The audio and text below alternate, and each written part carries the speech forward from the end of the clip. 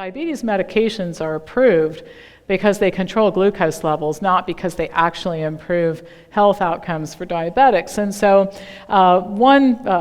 in one study, a drug was found to reduce A1C levels by 1.5%, reduce fasting glucose by 75 milligrams per deciliter, and reduce insulin resistance by 25%. Boy, if you're a type 2 diabetic, you might say, sign me up for that. Sounds like it's great. Here's the problem. An analysis of 40 studies, including 28,000 patients, showed that the patients taking the drug had more heart attacks, 39% more strokes, 20% more deaths from cardiovascular disease. So again, we see this phenomenon that only could happen in a place like America where we innovate. We have dead people with great blood work here, and I don't think that's the objective. Don't think that's what we're trying to do. Studies continue to show that the more aggressively you medicate diabetics, the worse you make things for many of them. You increase the heart attack risk, the stroke risk, the death rate. And so this doesn't mean that no diabetics should be medicated. It means that, and it goes to some of the discussion we had last night, how do you get people to do this? You've got to show them the consequences of the various choices that they make. When people understand consequences, they can make informed decisions. If they don't, they often make foolish decisions and then later on regret what they did. Here you see studies that have been stopped early. This is an increasing thing that's happening, is that some studies are being stopped early because it becomes apparent that medicating the patients in the intervention group is producing worse results than patients who receive less medication or no medication. This was the Veterans Affairs Diabetes Trial, 1,795 military veterans. Patients received either intensive or standard therapy. And again, we see that the outcomes were far worse for the patients who were heavily medicated. And so the point that I'm trying to make is that it's a good idea for diabetics to have low glucose levels, because once they achieve that, they're actually former diabetics if they achieve it through dietary change rather than drugging. Because when you drug a diabetic and ratchet those numbers down as low as you possibly can, you get pretty blood work, but you start bumping off a significant portion of the population you're treating. And I'm just astounded that people aren't screaming and hollering about this more. You know, the objective of healthcare is not to kill some of the patients. The objective is, seriously, we're supposed to, and the other thing too, is then the studies results sometimes say, well, the standard therapy is better because it doesn't hurt as many people. I don't think the objective of healthcare is to hurt less people. We'll do this treatment because it's less harmful. How about we do something that's not harmful? You know, I am unaware of any deleterious side effects from eating broccoli and sweet potatoes. I mean, really, we should be, I don't know that we need to do a whole lot more research on this. What do we have to lose by taking people who have outcomes like this and putting them on a plant-based diet? Now, one of the biggest misunderstandings of the diabetes business is, and you hear this all the time, carbohydrates are the problem. You gotta be very careful about eating carbohydrate foods. Aren't you better off on a paleo diet because, you know, meat-based and all that sort of thing? But actually, the problem with diabetes is that diabetics, and some of it is their genetic predisposition, are very good at storing fat in their cells. Now, we're all aware of what happens when we store fat on our bodies. We end up with, as Dr. Clapper said, bigger derrieres last night. All right, that's storing the fat on our bodies, but the fat gets inside the cells too.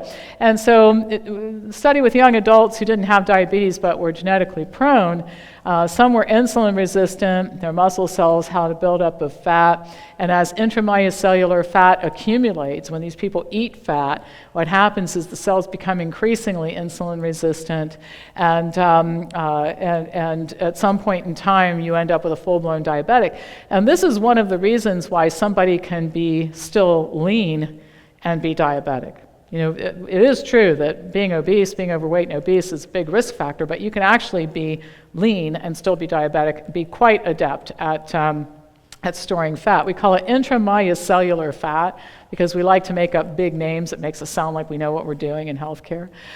Okay, so people with type 2 diabetes have fewer mitochondria, and the number of mitochondria are affected by diet. And so researchers put 10 young men on a diet with 50% of calories from fat. Within 3 days, their intramyocellular fat increased, and the genes that were responsible for mitochondria production were disabled. 3 days. Now, people don't eat a bad diet in our country for 3 days. They eat a bad diet in our country for 75 years, right? So think about the cumulative effect.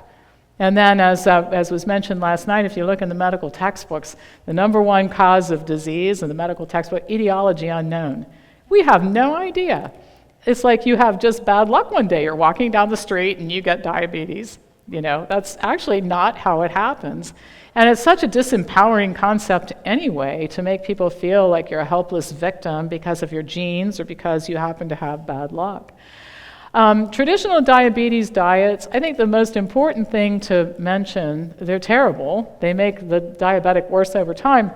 But I think what's most amazing is if you take a look at the diet that is recommended by the American Diabetes Association, few people stick with it, nobody gets well. And the diet in places where people do not get diabetes is nothing like the American diabetes diet. Now, I used to be in business. My background was sales training. I don't know if you know this. I was the oldest person on the planet to graduate from naturopathy school. This is a midlife transition for me. So I was in sales training, and one of the things I used to teach in sales training is to be successful at something.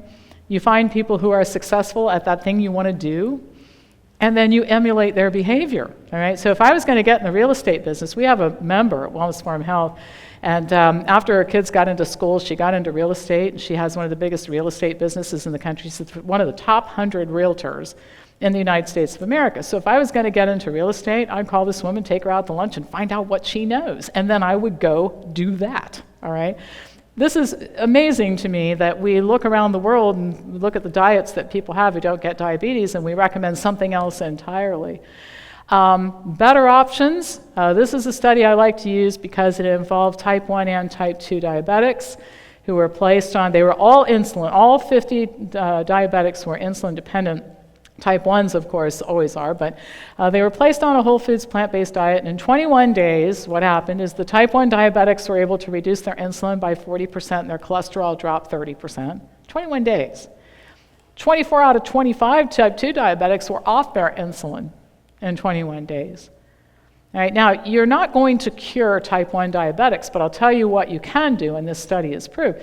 You can improve their outcomes incredibly. You can be assured that they are helped to increase the odds that they'll live their full lifespan, that they will die with all of their body parts. I mean, the leading cause of amputation in this country is diabetes. More diabetics have limbs amputated than war vets, if that gives you an idea, all right? So the leading cause of blindness is diabetic retinopathy, 250 times higher risk of stroke, high risk of kidney failure. When you reduce the risk of all those comorbidities, you're doing a type 1 diabetic a favor, even though you cannot cure the disease. The type 2s, they're on their way to becoming not diabetic. And this astounds people still. I remember at a Q&A after Forks Over Knives, and this woman said, "You mean I can get rid of my diabetes?" I said, if you want to. I mean, if you're really attached to it, you want to hang on to it, that's your choice. But if you would like to get rid of it, that actually is an option.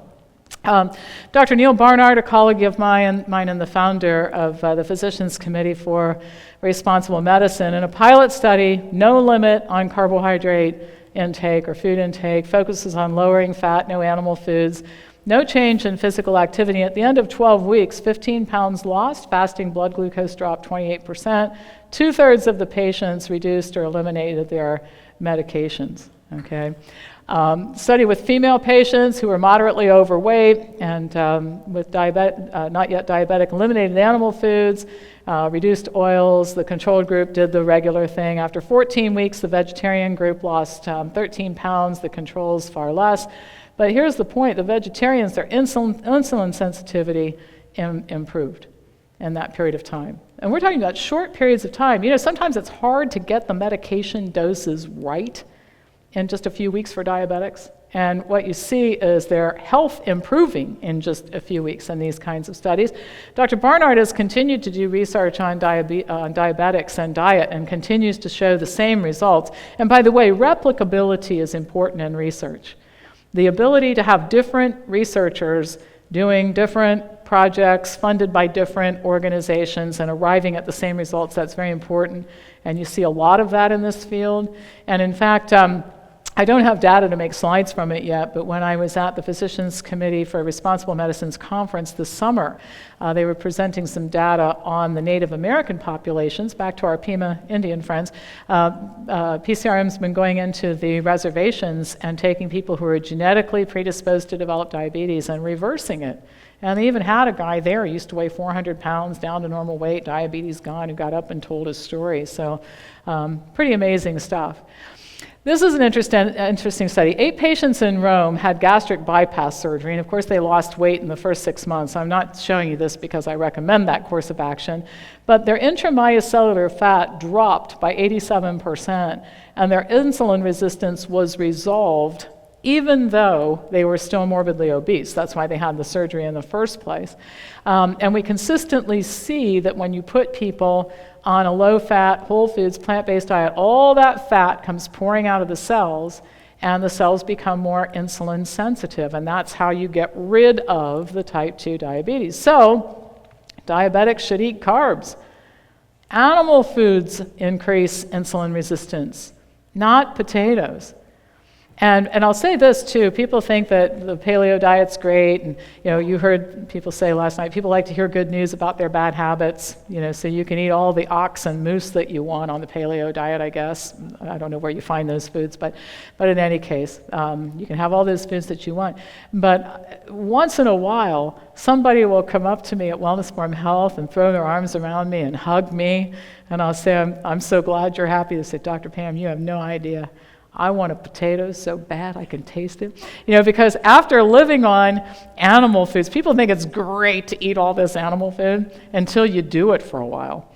And then it's not so much fun. And in fact, I don't know if you guys know this, but Dr. Barnard did some studies on Dr. Ornish's patients a long time ago. And it was back when Dr. Ornish was starting to publish the results of his heart disease study. And it was very clear the people eating the plant-based diet were reversing their disease and not having more heart attacks and all that sort of thing. But you know how the chatter in the medical community, it's so hard, nobody will do it. So Dr. Barnard decided to interview Dr. Ornish's patients, and he published this data. And when he interviewed the people who had adopted the plant-based diet, their stories were very similar, and what they basically said is, in the beginning it was unfamiliar, it was kind of hard, I had to get used to it, I wasn't used to the foods, but then it settled in, pretty much I'm happy with it, yeah, I'm going to stick with it, and all that sort of thing. And then he interviewed the people who were on the diet that's supposedly so much better, because it's not so restrictive, and the story with those people was pretty consistent. Oh my gosh, I'm so tired of eating chicken and fish and more chicken and fish. All you eat on this diet is chicken and fish, and I'm sick of it. And so the perception that people had, which was that the people eating the plant-based diet were unhappy, and the people eating the American Heart Association's diet that's far more liberal were whooping it up thinking, aren't we the lucky people? They weren't all that happy with their diet. So, and that's a common thing that we hear in our office once people make this conversion, is they'll say, when I came to see you, I was ready to do anything, including eating grass in the front yard, if that's what you told me. But frankly, I was a little concerned about this because I thought that you lived on tree bark and pine cones, and I was going to have to do that too. And so I'm surprised. I'm surprised I like the food as much as I do, and I'm also surprised at how easy this really is to do. It's kind of a non-issue once I got started.